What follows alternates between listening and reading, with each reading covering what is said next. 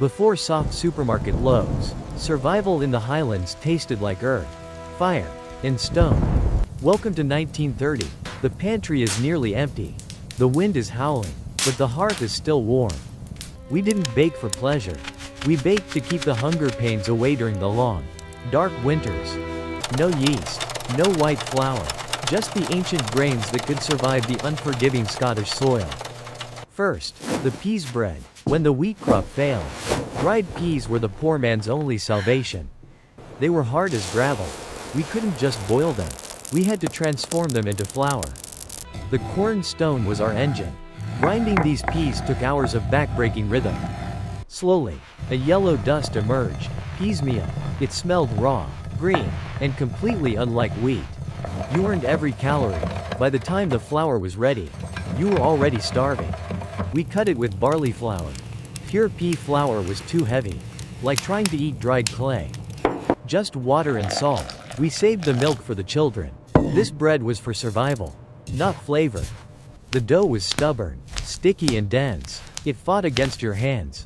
It had no elasticity. We shaped it into a bannock, a flat round, thick enough to hold together, thin enough to cook. The girdle was waiting. A flat iron plate suspended over the peat, the heart of the kitchen. Too hot, it burns. Too cool, it stays raw. You had to know the fire's temper. It hit the iron with a hiss. The smell changed, from raw peas to something nutty and roasted. It cooked slowly. We couldn't rush it. Inside, the pea flour needed heat to become digestible. The crust cracked like a dry riverbed. It wasn't pretty, but it was solid food. You needed strong teeth. It was dense, chewy, and tasted of the earth itself. If we were lucky, a scrap of lard helped it go down. It was fuel for laborers. While peas were for hard times, oats were our daily religion, the backbone of Scotland. The meal ark. Every cottage had one, a wooden chest filled with oatmeal, guarding us against famine. Not the soft oats you know. These were coarse, gritty oatmeal that demanded respect. Oatcakes require fat to be tender. Bacon drippings were prized for the savory smokiness they added. A knob of fat. It was our only luxury in a bowl of grain. We wasted nothing. The water must be boiling. Not warm, boiling. It needs to melt the fat and swell the oats instantly. The hiss of hot water. The fat dissolves, coating every grain. Now, speed is everything. If you wait, it turns to concrete. You must mix while it burns your hands. Onto the board. No wheat flour for dusting. Just more oatmeal. Oats on oats. My granny always checked the thickness. Too thick and you're lazy. Too thin and you're stingy. We used a saucer to cut a perfect circle. Even in poverty, we wanted things to look proper. Cut into quarters. We called them farls. The shape of the highlands. The fire must be low. Oatcakes need to dry out, not just cook. It's a game of patience. Watch for the curl. When the edges lift, they are trying to tell you they are ready to flip. They weren't done yet. We moved them to a toaster rack in front of the fire. Toasting makes them crisp. A proper oatcake should snap, not bend. It should last for weeks. Listen to that snap. Dry, brittle, and perfect. The pocket food of shepherds and soldiers. Lunch was simple. An oatcake, a wedge of cheddar, no sandwiches, just crunch. The nutty oats against the sharp cheese. It's a flavor that stays with you forever. But oats weren't the only staple. We had potatoes too, and we knew how to make them sing. The morning after a roast dinner, the cold bowl of mashed potatoes was a prize, not trash. Cold potatoes have a different soul. Stiff, starch heavy, and waiting to be reborn into something new. We mashed flour and a knob of butter into the cold potatoes. It felt cool and soft. You must work quickly but gently. Overwork the potato dough, and it becomes gluey and inedible. A cloud of flour on the board. We needed a dry surface to roll out the sticky mash. It rolled out like velvet. Not paper thin, but substantial enough to hold its shape on the fire. The fork was essential. We pricked the surface all over to let the steam escape evenly. Without those holes, the scones would puff up like balloons and burn before they cooked through. Back to the hot girdle. This time, we greased it. Patty scones love a little hot fat. They hit the pan and immediately started to brown. The smell of frying potato filled the kitchen. Watch them breathe. The heat turns the cold mash into a light, airy cake. Flip them over. Golden brown patches, crispy on the outside, but still soft and fluffy inside. A gentle press ensures the heat reaches the center. We couldn't afford raw dough. They were best fresh. Stacking them kept the heat in, making the potato tender again. Flexible and warm, we rolled them up like cigars, sometimes with a hidden layer of butter inside. It was pure comfort, the taste of roasted potato, butter, and fire all in one bite. For the children, it was a handheld breakfast, fuel for a day of running in the heather. Nothing wasted. The bowl is clean. We turned yesterday's scraps into today's strength. But potatoes came late to Scotland. Before them, the land belonged to the ancient, hardy barley. This is beremeal, an ancient barley grown here for centuries. It has a dark, earthy color. The bannock is the grandfather of all breads, heavy, round, and baked on hot stones originally. Mixing beremeal is tough work. The flour is coarse and thirsty, drinking up water greedily. It doesn't stretch like wheat. It breaks. You have to press it together with force. We didn't roll these out. We shaped them by hand, patting the heavy dough into a thick disc. It felt substantial in your hand, a dense weight that promised to fill a hungry belly. The edges must be smooth. Cracks let the heat out and the dryness in. It is an art. We placed it on the girdle, but the fire had to be tempered. It needed slow heat. If the fire is too hot, the outside burns black while the inside remains raw wet dough. Sometimes, we propped them up against a toaster stone, facing the fire, to cook the edges. It stood there like a shield, absorbing the radiant heat, slowly turning into a solid brick of food. Turn it round, even cooking. We patiently waited for the dough to dry out completely. When tapped, it sounded like a drum. That was the signal. The bannock was finally ready. Breaking it open was an event. Steam poured out, smelling of roasted nuts and damp fields. You couldn't eat it dry. It demanded to be dunked in a mutton stew or broth. It acted like a sponge, soaking up the juices, softening just enough to be chewed. For the shepherd on the hill, a bannock in the pocket was heat and life for the day. This was the fuel that built the stone walls of the Highlands. Rugged food for rugged people. But sometimes, time was short. We couldn't wait for the slow toast of the bannock. We needed speed. We turned to soda bread. Magic in a tin. Bicarbonate of soda.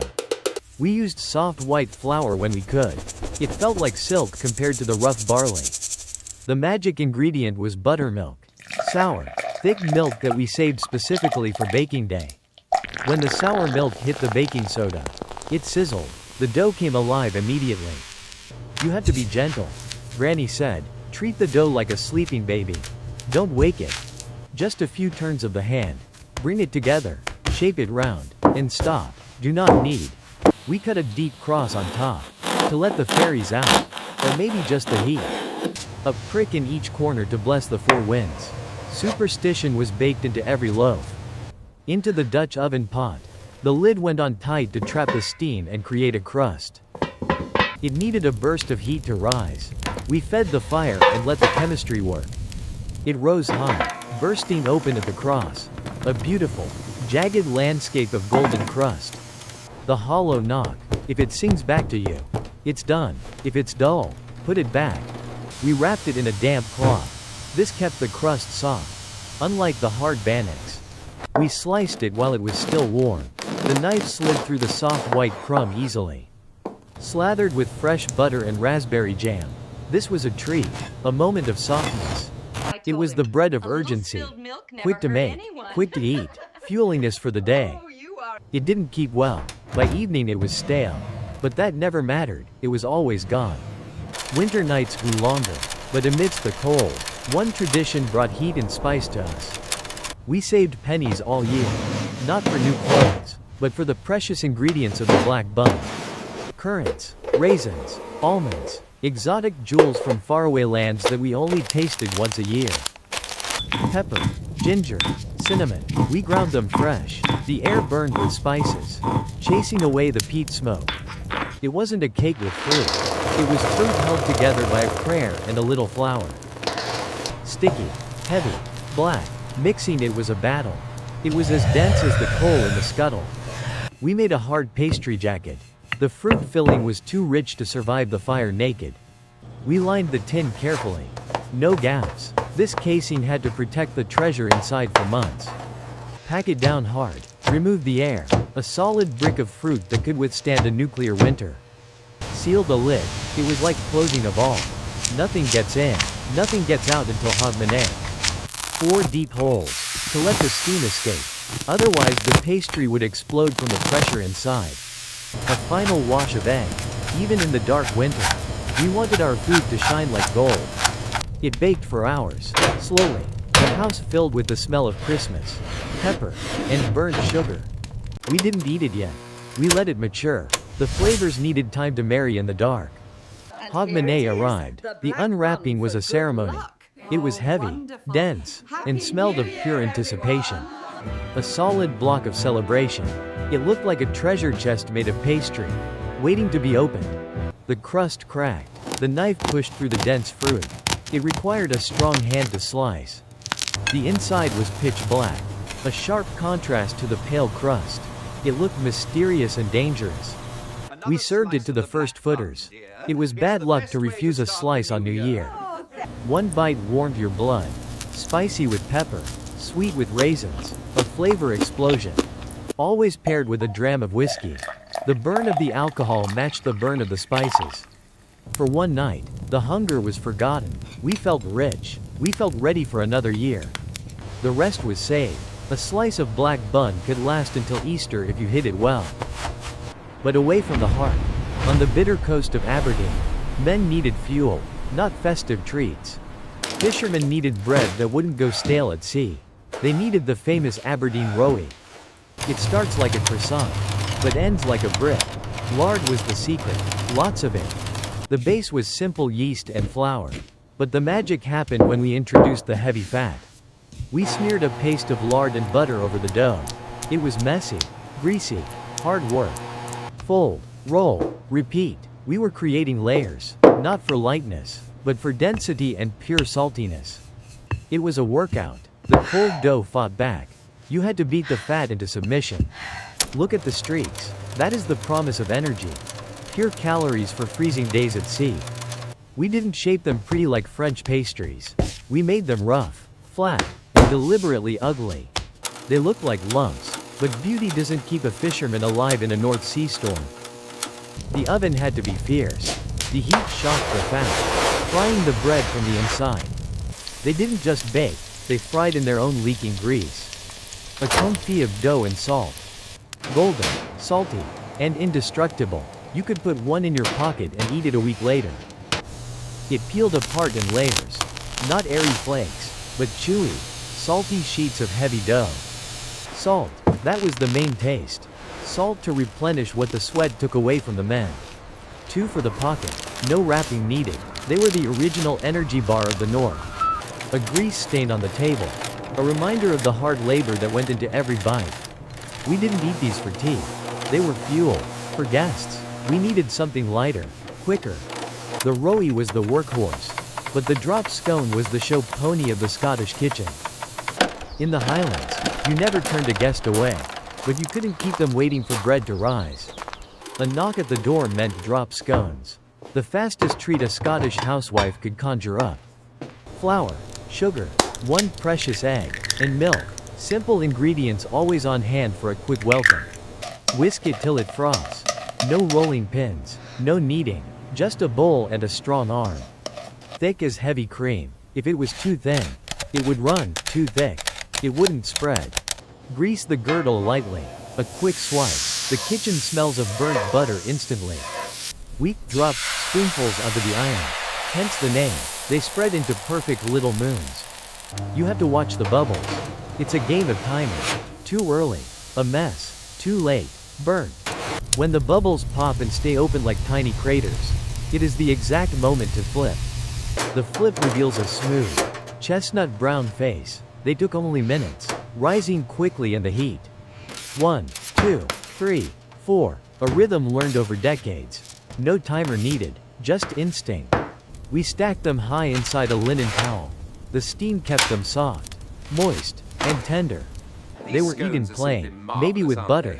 They were the vehicle for gossip and shared warmth. Light, spongy, and sweet. A fleeting moment of joy before the guests left and the cold returned. Sometimes, if we were feeling rich, we threw in a handful of currants. Little sweet surprises. For children, jam was the prize. Sweet strawberry jam bleeding into the warm, porous cake. The bowl washed clean in seconds. No sticky dough to scrape. A blessing for tired hands. But hospitality was easy when the harvest was good. My darkest memory is from the Great Freeze. The meal ark scraped hollow. The winter was too long. The oats were gone. Hunger moved in. When the fields failed us, we turned to the forest. Bark bread, the food of last resort. We didn't kill the tree. We just took its skin, pine or birch, whatever we could find. The outer bark is useless armor. We needed the phloem, the soft, white inner life of the tree. We stripped it in long, pale ribbons. It felt damp, cold, and slippery, like wet leather. We hung the ribbons in the smoke. They had to dry until they were brittle as glass. If it bends, it rots. It must snap. Days of waiting while our stomachs growled loudly. We toasted it to kill the bitterness. The kitchen smelled of burning pine resin in desperation. Turning wood into flour is a fight. You had to pound it until your arms turned to lead. The flour was red and dusty. It didn't look like food. It looked like sawdust from the mill. We mixed it with the last handful of rye. Just enough glue to hold the wood together. Water turned it into a dark mud. No elasticity, no life, just a heavy lump of matter. We kept them small and thin. Thick bark bread would never cook through and could kill you. We baked them on the stones. They didn't rise. They just hardened into dark, lifeless discs. Hard as slate, you could break a window with it, but it was precious fuel. We had to smash it to eat it, soaking it in water or weak broth to soften the wood. It tasted bitter, resinous, and scratchy. It filled the belly but gave absolutely no joy. We ate in silence. This bread kept us alive, but it reminded us how close death was. It sat heavy in the gut. The stomach didn't know what to do with pine wood. But we survived. The trees gave us their life so we could see another spring. And the seasons turned. The sun returned. The ice broke. And the trade wagons arrived. To celebrate the end of hunger, we baked the king of borders, the Selkirk bannock. Sultanas, sweet, sticky, and abundant. We used pounds of them. No more rationing. We woke the yeast with warm milk. After the dead bark bread, this dough was miraculously alive. Watch the sponge rise. It breathes. It smells of brewery and promises of fresh bread. We rubbed lard and butter into the flour. We wanted richness. We wanted calories. It was a heavy, enriched dough, hard to turn, but the effort felt like pure joy. Then came the fruit. The rule was simple: as much fruit as there is dough. It was a struggle to keep the fruit inside. The dough was bursting with sweet abundance. We let it prove by the fire. A long, slow rise to develop the deep flavor. Into the moderate oven. We didn't want to burn the fruit. Just cook the heavy dough. The smell, butter, sugar, yeast, it erased the memory of the winter from our minds. It emerged magnificent, a golden dome, heavy with fruit, smelling of sweet victory. A wash of sugar water while it was hot. It sizzled and dried into a shiny glaze. The slice revealed the treasure. Soft, buttery crumbs studded with thousands of sweet sultanas. We spread thick butter on it. It was rich on rich. A feast for survivors. One slice banished the memory of the bark bread. It tasted like spring, like life returning. We ate every crumb. We knew the value of flour, butter, and peace. These 10 breads are my legacy. From the hunger of bark to the glory of bannock. The hearth is still warm. The recipes are safe. We will never forget the taste of 1930. Which bread speaks to your soul? The survival peas bread or the festive Selkirk? Tell me below. Subscribe to keep the old ways alive. The fire is always burning here. Dedicated to the grandmothers who fought famine with nothing but a grinding stone and love.